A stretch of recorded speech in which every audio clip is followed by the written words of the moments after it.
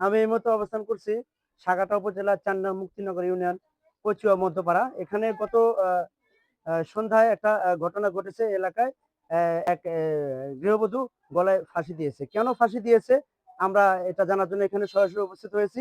তো আসুন আমার সঙ্গে থাকুন। আমি এখন বিস্তারিত জানার জন্য চেষ্টা করব। আমার সঙ্গে থাকুন। এই যে আমার পিছনের যে ঘর, আমি এখন এই ঘরে ঢুকবো এবং কিভাবে মারা গিয়েছে আমি আপনাদেরকে জানানোর চেষ্টা করব। আমার সঙ্গে থাকুন। আমি এখন এই মুহূর্তে অবস্থান করছি তার বাড়িতে। দেখতে পাচ্ছেন আসলে তিনি কিভাবে মারা গেছে, কোন ঘরে মারা গেছে, একটু আসেন তো, একজন আসেন, বাচ্চা রাখেন, বাচ্চা রাখেন, আসেন। এই যে ঘর আপনারা দেখতে পাচ্ছেন এটা হচ্ছে সেই মেয়ের ঘর। আমরা শুনতে পেয়েছি যে এখানে একটি থ্রি পিসের জন্য তিনি আত্মহত্যা করেছে। দেখতে পাচ্ছেন যে ঘরটা খুলুন তো একটু। দর্শক আমরা এখন এই ঘরে যাওয়ার চেষ্টা করব, আসুন।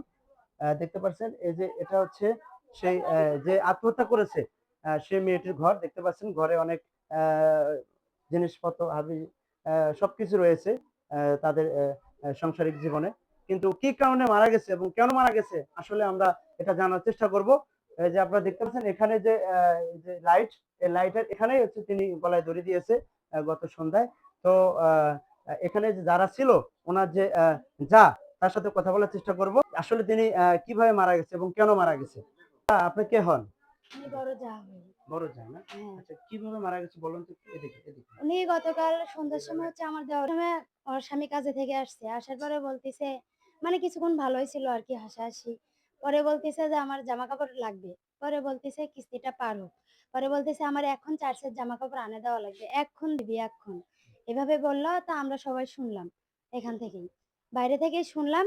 পরে ওর স্বামী বলতেছে এটা কোনো কথা? কিস্তি আছে কিস্তিটা পার করি কাল পরশু আমি তোমাকে দেব। জামাকাপড় বেনে। এই অবধি মানে এখানে ওর বউ তারপরেও বলতেছে যে আমার এখন লাগবে এখন টাকা দে আমাক। এই কথা বলছে। পরে হচ্ছে আমার দেওয়ার ৫০০ টাকাও দিছে। পরে বলতেছে না আমাকে ১,০০০ টাকা দেওয়া লাগবে। পরে বলতেছে আমার কাল পরশু কিস্তি আমি কিস্তিটা দেই তারপরে হচ্ছে তোমাকে আমি জামা বেনে দিচ্ছি। তারপরে তারপরে হচ্ছে বলার পরে হচ্ছে মানে ঐরকম স্বামীর সাথে তুই মুই এও ব্যবহার করতেছিল। পরে হচ্ছে ওর বড় ভাইয়াকে ডাক দিয়ে বললাম যে ওকে বলো তো বাজারে চলে যাক। তাহলেই ঝামেলা মিটে যাবে। একজন বাইরে থাকলে আরেকজন ঘরে থাক তাহলে মিটে যাবে। পরে হচ্ছে আমরা বলার সাথেই আমার দেওর মানে বাজারে চলে গেছে। পরে ওই সাথে মানে সঙ্গে দরজা আটকে দিয়েছে। কারণ ওই সবসময় হচ্ছে একা থাকতো রুমের ভিতর দরজা দিয়ে। মানে আমাদের কয়টা থেকে এটা? এটা হচ্ছে ৭টা ৮টার দিকের ঘটনা। তারপরে গলায় দড়ি মানে ঘরে ঘরে হ্যাঁ, ঘরে মানে ঢুকে ওই দরজা দিছে। দেওয়ার পরে ঘটনা? আগামীকাল। পরে হচ্ছে বলার পরে মানে তারপরে আবার বের হইছে। ওয়াশরুমে গেছে আসছে।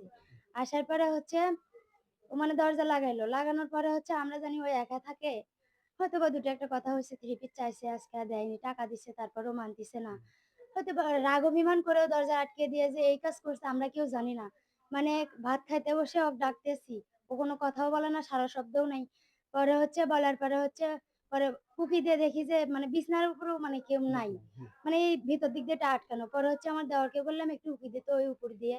উঁকি দিয়ে দেখে যে গলায় দড়ি ঝুলায় মানে রুন্না দিয়ে মানে ওনাকে হ্যাঁ, নিজের নিজের ওড়না, নাম গায়ের কি ওড়না। ওনার? বৃষ্টি, বৃষ্টি না, আপনার স্বামীর নাম কি? খোকন। পরে হচ্ছে কতদিন হলো বিয়ে হয়েছে ওনার? এই ১৫ মাস। 15 মাস। কোনো হ্যাঁ। বাচ্চা কাচ্চা হয়নি? না কোনো বাচ্চা-কাচ্চা নেই। পরে কি করলেন যখন ফাঁসি দিয়েছে? পরে ফাঁসি দিয়েছে আমার দেওরকে বললাম যে, "দেখ তো উঁকি দিয়ে কি করে? দরজাও খোলে না, এত সবাই চিল্লাচিল্লি করতেছে, কোনো পরে কথা পরে বলে না।" পরে হচ্ছে ওই উঁকি দিয়ে করছে, "ভাবি সব শেষ।" ওই ফার্স্ট টাইমে আছে। পরে হচ্ছে আমার দেওর ঝাঁপ দিয়ে আসে মানে দরজা খুলে দিয়ে মানে ওর বউকে কোন মানে দিকে ইয়া ঢুকছে? করতেছে। কোন দিকে ঢুকছে? এই উপর দিয়ে উপর আসছে। দিকে। মানে আমি বলছি যে, "খোল ওই তাড়াতাড়ি তুই মারা যেতে পারে।" এই মানে খুলতে মানে মারা গেছে এই মানে। পরে তারপরে আমরা চেষ্টা করছি বাঁচানোর। তারপরে হচ্ছে ও তো ওখানে শেষ। পরে হাসপাতালে নিয়ে গেছে। হ্যাঁ, হাসপাতালে নিয়ে গেছি। পরে ডাক্তারের কাছে নিয়ে গেছিলাম। ডাক্তার বলছে যে, "ইমার্জেন্সি অক্সিজেন দিলে বাঁচবি।" মানে এখন আল্লাহর উপর সবকিছু।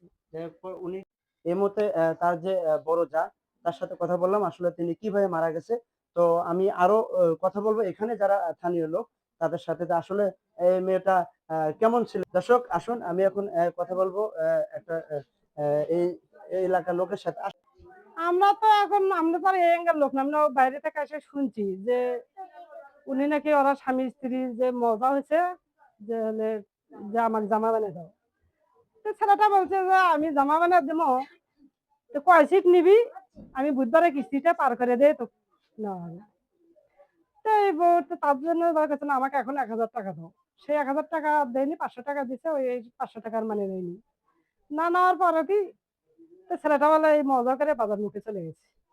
যাওয়ার পরে তখন এই দরজা লাগাইছে। দরজা এটা কার ওয়াইফ? বউ কার? মানে খোকনের। খোকন বলছে যে ওখানে বইয়ের নাম কি? যে মহিলা মারা গেছে? বৃষ্টি। তখন বৃষ্টি বলছে যে আমাকে হলো জামা বানিয়ে দাও। তো খোকন বলছে যে আমি কয় সিট লাগে আমি দিবো। বাজারে চল। তার কারণে আমি বাজারে যাওয়া দিই। তো শাশুড়িও বলছে যে যে ঠিক আছে আজকে যদি না হয় তা কালকে আমার সাথে চলো, আমি কালকেই বানিয়ে দেবো। তো এভাবে যখন বলছে তখন ওই তাও মানেনি, কইছে না আমাকে টাকা দিয়ে দাও। তখন ওই ছেলেটা ৫০০ টাকা দিয়ে গেছে। কইছে না এই ৫০০ টাকা আমি নিবেনি। না নেওয়াতে তখন ছেলেটা কইছে ঠিক আছে তুই তাহলে থাক, আমি এখন চলে গেলাম বাজার মধ্যে। এই বাজারত গেছে, এবার দরজা রাখকে হাসতে গেছে। আমরা এখানে আপনারা দেখতে পাচ্ছেন এটা হচ্ছে সেই ছেলেটির ঘর। নাম হচ্ছে খোকন। তার যে ওয়াইফ তিনি হচ্ছে এখানে আত্মহত্যা করেছে। আসলে এই ঘটনাটি আপনারা কি চোখে দেখছেন অবশ্যই আমাদের কমেন্টে জানাবেন, এবং এইরকম ঘটনা আপনারা প্রায় আমাদের এই গাইবান্ধা থানা এবং সাগাটা উপজেলায় প্রায় ঘটতেছে। তো অবশ্যই ভিডিওটি শেয়ার করবেন যেন সবাই সচেতন